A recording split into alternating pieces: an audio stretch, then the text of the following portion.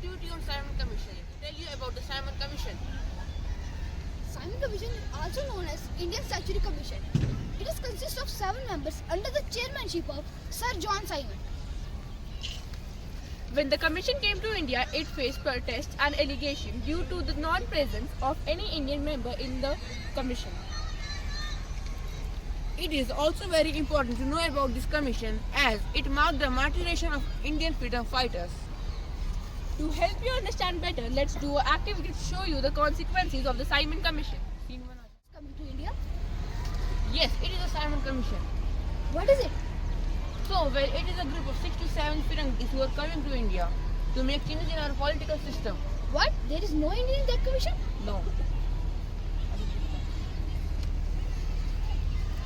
People were confused and angry as there was no Indian representation in the commission.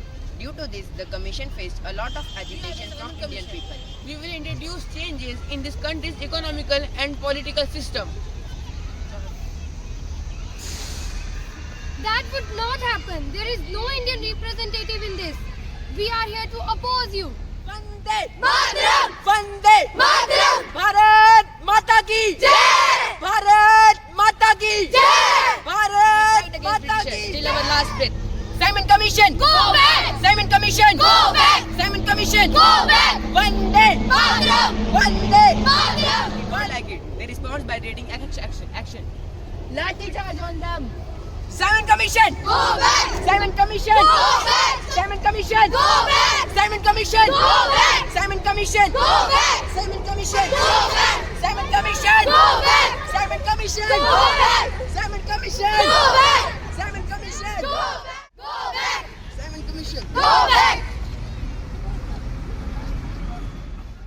Roy martyred for Mother India. That's how the story went. In response to the death of Lala Rajpat Rao, Indians launched many peaceful rallies and marches. In 1930, the commission published its report. Representative government in India. And that was the end of Simon Commission, which ended with the hatred and the casualties of many Indians and our beloved freedom fighters. Thank you.